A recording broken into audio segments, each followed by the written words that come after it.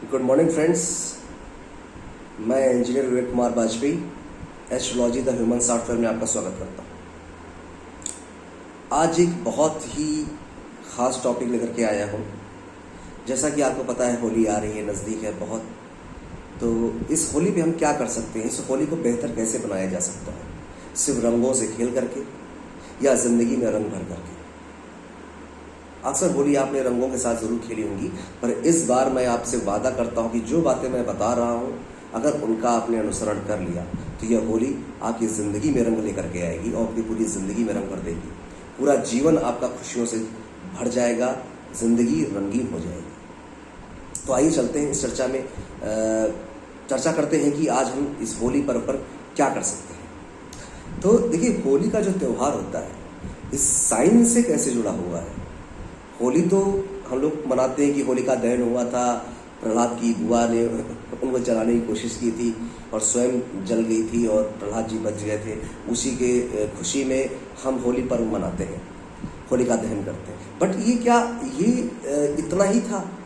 आपने ये क्यों सोचा कि ये नहीं सोचा कि होलिका दहन में प्रहलाद ही क्यों बचा और होलिका दहन क्यों हुआ?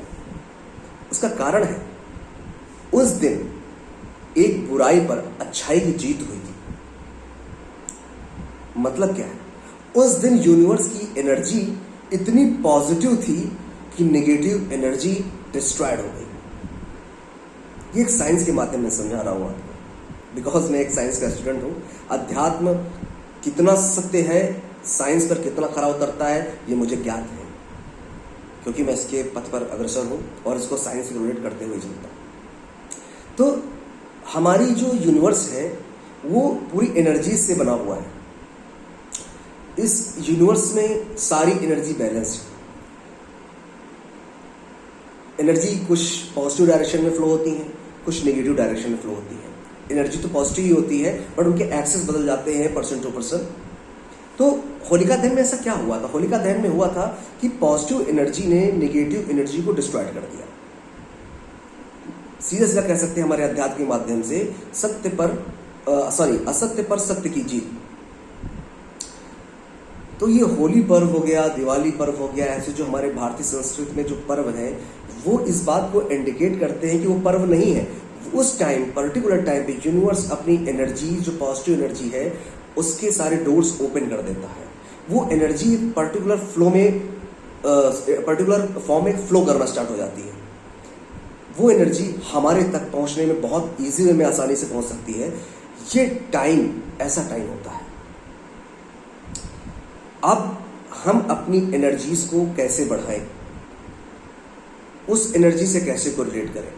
यहां पर मैं आपको एक साइंस का एग्जांपल देना चाहूंगा। एक लॉ है, एनर्जी का लॉ, कि जैसा कि स्वामी विवेकानंद ने कहा था, यह हमारे शास्त्रों में लिखा हुआ है कि ब्रह्मांड शून्य है।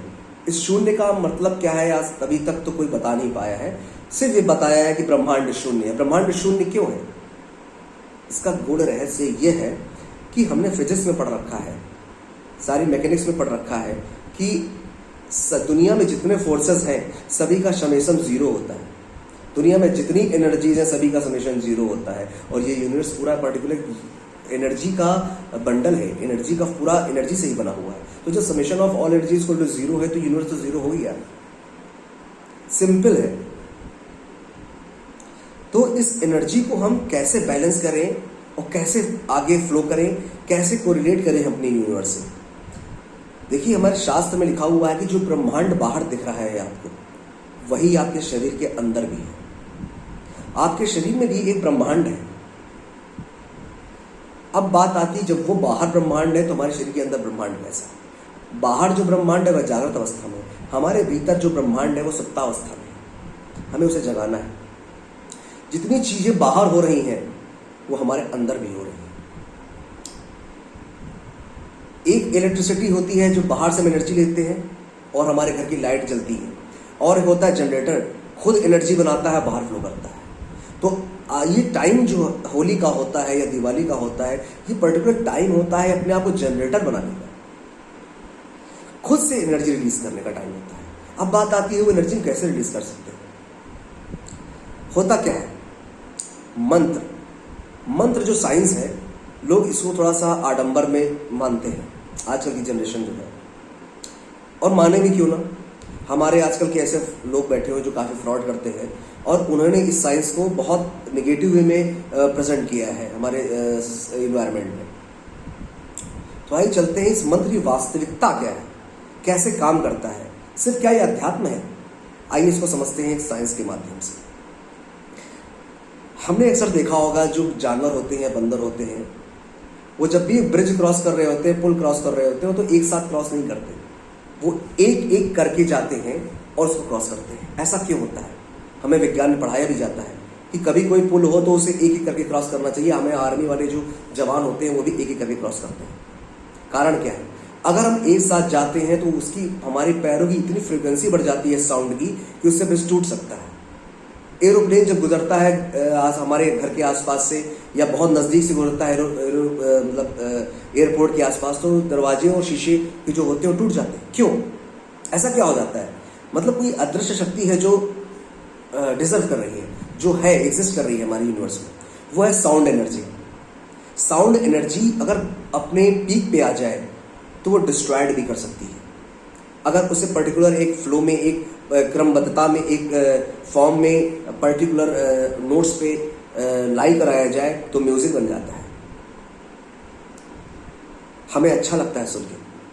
तो मतलब एक साउंड एनर्जी है जो एग्जिस्ट कर रही है और उससे हम क्या क्या फायदे ले सकते हैं। तो जो बेसिकली हमारा मंत्र विज्ञान है, जो मंत्र की चैंटिंग है, वो बेसिकली डिपेंड है हमारी साउंड एनर्जी पे, वाइब्रेशन पे। जब भी हम कोई चीज़ का साउंड निकालते हैं या आवाज़ करते हैं तो उससे एक वाइब्रेशन जनरेट करती है। दुनिया में जितनी भी चीज़ें हैं सब एक वाइब्रेशन के फॉर्म में, सब एक फ्रीक्वेंसी है उनकी, सबकी अपनी है। हमारी फ्रीक्वेंसी है, पर्टिकुलर किसी वस्तु की फ्रीक्वेंसी है, बिल्डिंग की फ्रीक्वेंसी, हर चीज़ की अपनी एक फ्रीक्वेंसी है। तो जब हम एक मंत्र का साउंड प्रेजेंट करते हैं, मंत्र का साउंड निकालते हैं अपनी बॉडी से, तो एक पर्टिकुलर फ्रीक्वेंसी भी निकलती है। वो फ्रीक्वेंसी कहते हैं कि मंत्र को 108 बार पढ़िए, 1,00,000 बार पढ़िए, 1,15,00,000 बार पढ़िए, 10 लाख 11 लाख बार पढ़िए। इससे क्या होता है? तो जब पर्टिकुलर टाइम पे हम अपने मुंह से या अपने जो बॉडी है, अपने जो चक्र है बॉडी के, वहां से एनर्जी निकलते हुए एक साउंड प्रोड्यूस, एक वाइब्रेशन जनरेट करती है। तो पर्टिकुलर की वाइब्रेशन की जो फ्रीक्वेंसी कंटिन्यू टाइम्स पर वो आगे बढ़ती रहती है, तो वो एक ब्रिज बनाती है यूनिवर्स के साथ। वो साउंड एनर्जी यूनिवर्स से कोरिलेट कर जाती है और फिर बनता है एक ब्रिज यूनिवर्स का हमारे बीच में। और जैसा कि आपने एनर्जी का लॉ पढ़ रखा है हमारे साइंस में, जो साइंस के स्टूडेंट हैं वो बहुत अच्छे समझ सकते हैं, एनर्जी का लॉ है कि एनर्जी हमेशा हायर फॉर्म से लोअर फॉर्म की तरफ ट्रांसफर होती है। Universe is a higher form, we are the lower form. तो एनर्जी हायर बॉडी से लोअर बॉडी की तरफ बढ़ने शुरू हो जाती है। ये काम करते हैं मंत्र। हम मंत्र की एक एनर्जी पर्टिकुलर देते जाते हैं और वो फ्रीक्वेंसी यूनिवर्स से मिलती जाती है। एक टाइम पर क्या होता है, ब्रिज बना और यूनिवर्स की एनर्जी हमारे अंदर ट्रांसफर होना स्टार्ट हो जाती है। उससे क्या होता है? उससे होता है कि उस एनर्जी से हमारे बॉडी में जो ऑरा होता है, हमारी बॉडी का ऑरा स्ट्रांग होता है। हमारे अंदर जो हम इतनी नेगेटिविटी होती है, हम अक्सर विचार से नेगेटिविटी आती है, खाने से आती है, तरह तरह के एनवायरनमेंट में घूमने से हमारे अंदर जो नेगेटिविटी होती है, हमारे ऑरा को वो यूनिवर्स की एनर्जी क्लीन करना स्टार्ट कर देती है। और हमारा ऑरा क्लीन होना स्टार्ट होता है। जब हमारा ऑरा क्लीन होना स्टार्ट हो जाता है तो हमारे अंदर एक पॉजिटिविटी, हमारे अंदर ग्लो बढ़ जाता है, बहुत फ्रेशनेस फील करते हैं, एक ऐसी एनर्जी फील करते हैं कि जिससे इस दुनिया में कुछ भी परिवर्तित किया जा सकता है। डिपेंड करता है कि वो एनर्जी आपके अंदर कितनी है और आपके अंदर का कॉन्फिडेंस कितना डेवलप्ड है। उस एनर्जी से सर्व कुछ पाया जा सकता है। ये धीरे धीरे प्रोसेस होता है, कंटिन्यू, तुरंत नहीं होता, टाइम लगता है, बहुत टाइम लगता है। बट कंटिन्यूटी से आप इस अपने अंदर के ऑरा को मजबूत कर सकते हैं, अपने अंदर की एनर्जी बैलेंस कर सकते हैं, एनर्जी को जनरेट कर सकते हैं, फिर आप अपने बॉडी को ब्रह्मांड बना सकते हैं। इसी माध्यम से कुंडली जागरण भी होता है। सारी प्रक्रियाएं विज्ञान की यहीं से है। हम यूनिवर्स की एनर्जी को बैलेंस करना जान जाते हैं। जब भी हम यूनिवर्स की एनर्जी को बैलेंस करना जान जाते हैं तो इस दुनिया में कुछ भी असंभव नहीं होता। वो बात अलग है, कोई अपनी मृत्यु पर विजय नहीं प्राप्त कर सकता, क्योंकि जन्म और मृत्यु जीवन के सबसे बड़े सत्य हैं और इनसे भागा नहीं जा सकता। ये हमारे हाथ में नहीं है। अगर ये हमारे हाथ में होते तो हम ही देवता होते, हम ही ईश्वर होते हैं, हम सिर्फ ईश्वर के अंश हैं। अंत में यह आत्मा उन्हीं में लीन हो जानी है, यही सार्वभौमिक सत्य है। तो जो मंत्र चैंटिंग से हमारे अंदर की जो निगेटिविटी होती है पूरी तरीके से खत्म हो जाती है, हमारा ऑरा पॉजिटिव हो जाता है, हमारे थॉट्स पॉजिटिव हो जाते हैं, हमारे कर्म बहुत पॉजिटिव हो जाते हैं, अच्छे हो जाते हैं, हमारे अंदर एक ऐसा कॉन्फिडेंस डेवलप होता है, हमारे अंदर इतना ग्लो बढ़ जाता है कि जब भी कोई आदमी आपको देखता है, जब भी कोई इंसान आपसे मिलता है, आपके ऑरा के कांटेक्ट में आता है, तो इतनी पॉजिटिव फील करता है, वो इतना अच्छा फील करता है, वो बता नहीं सकता, वो सिर्फ महसूस कर सकता है। ये सब अनकॉन्शियसली होता है, दिखता नहीं बट फील होता है। तो मैं आपसे ये बताना चाहता हूं कि मंत्र विज्ञान एक बहुत बड़ा विज्ञान है। यदि इसको अपनी डेली लाइफ में हम पर्टिकुलर एक टाइम पीरियड पे, पर्टिकुलर एक टाइम पे हम निर्धारित कर सकते हैं कि किसी भी समय, दिन में, रात्र में एक मुहूर्त होता है, या जब भी आपको अच्छा लगे एक एनर्जी निकालिए। अब अगर ब्रह्म मुहूर्त में करते हैं तो ब्रह्म मुहूर्त की क्या खास बात है? ब्रह्म मुहूर्त में यूनिवर्स अपनी पॉजिटिव एनर्जी की डेंसिटी ज़्यादा होती है, तो हम जो पॉजिटिव एनर्जी जनरेट करते हैं वो यूनिवर्स में अच्छी तरीके से रिफ्लेक्ट हो जाती है, ट्रांसफर हो जाती है। तो इसीलिए इस टाइम पे पूर्णिमा हो गई, अमावस हो गई, अक्षय तृतीया हो गई, दिवाली, होली, जितने भी पर्व भारतीय संस्कृति में बनाए गए हैं, सबका कोई ना कोई साइंटिफिक रीजन है। इस टाइम पे यूनिवर्स अपने डोर्स ओपन करती है, अपनी एनर्जी बहुत पॉजिटिव हो जाती है उस टाइम पर यूनिवर्स की, और इजी वे में फ्लो होती है, जो हम तक बहुत आसानी से पहुंच सकती है। यही महत्व है हमारे पर्वों के और त्योहारों के हमारे जीवन में, और इनका हम सभी उपयोग करें। आशा है कि आप सबको मेरा ये चीज़ समझ में आया होगा। और एक बात मैं आपको और बताना चाहता हूँ कि मंत्र कौन सा करें।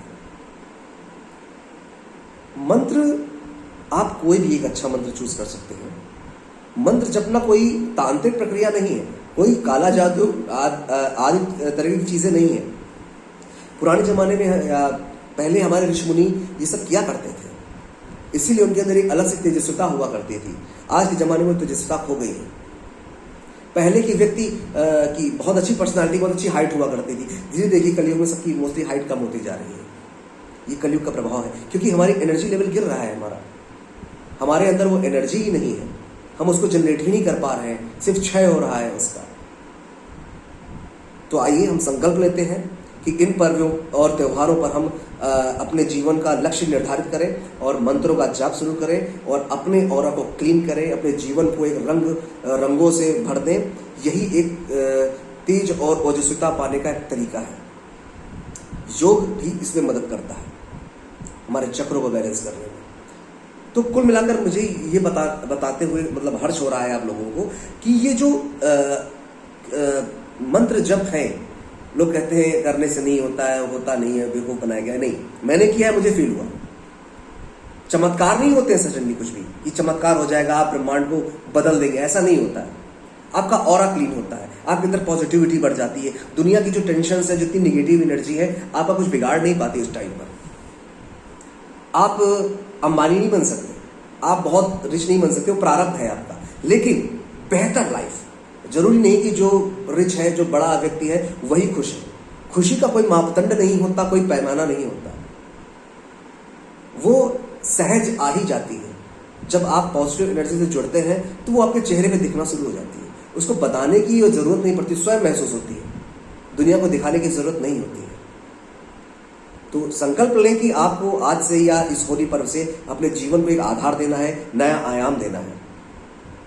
इस ब्रह्मांड के सारे अनसुलझे रहस्यों को जानना है, वो यही एक माध्यम है। जब आप मंत्र जप में इन्वॉल्व होते हैं, स्टार्ट करते हैं और अच्छे अच्छे टाइम पीरियड्स पे कंटिन्यू चैंटिंग करते हैं, तो आप खुद फील करेंगे आप कि आपको जीवन के जो रहस्य है, जो चीज़ें हैं, पॉजिटिव चीज़ें हैं, अपने आप पता चलने लगेगी आपको। आपके अंदर जो सेंस होता है, सिक्स सेंस डेवलप होना स्टार्ट हो चुका है। आप सही और गलत में फ़र्क डिसाइड कर सकते हैं, अच्छे स्टेप उठा सकते हैं कि किस डिसीजन पे आपको प्रॉफिट होगा, किस डिसीजन पे नेगेटिव होगा। ये स्वयं अपने आप आने लगता है, ये आपका मस्तिष्क के सिक्स सेंस बताने लगता है आपको। तो आशा करता हूं कि इस बार आप अपने होली पर्व को अति महत्वपूर्ण जो है, इसे समय को जाने ना दें। मंत्रों का जाप करें, कोई भी एक मंत्र उठा लें। महामृत्युंजय हो गया, गायत्री मंत्र हो गया, सबसे बड़ा मंत्र है महामंत्र है गायत्री मंत्र। सिद्धकुंज का स्त्रोत हो गया, आदित्य हृदय स्त्रोत हो गया, कोई भी मंत्र, कोई भी स्रोत, कोई भी आप उसका जाप स्टार्ट करिए। आप श्रीम हो गया लक्ष्मी प्राप्ति के लिए, लक्ष्मी जी का मंत्र हो गया, कोई भी है, उसी कंटिन्यू चैंटिंग स्टार्ट करिए और रिजल्ट देखिए आप। मिलेगा, टाइम लगेगा, बट डेफिनेटली, क्योंकि मैंने फील किया। कहते बताना भी वही चाहिए जो आपने अनुभव किया। बिना अनुभव के कोई भी ज्ञान सत्य नहीं होता। तो इसे शुरू करिए, थोड़ा टाइम दीजिए, चेंजेस महसूस करिए और फिर मुझसे कांटेक्ट करिए यदि आपको ठीक लगे तो। बाकी आप स्वयं ज्ञानी हो जाएंगे जब आप एक बार इस पथ पर चलने लगेंगे। तो ज्ञान को किसी डिग्री, किसी एजुकेशन की जरूरत नहीं होती, वो किसी में भी कभी भी आ सकता है।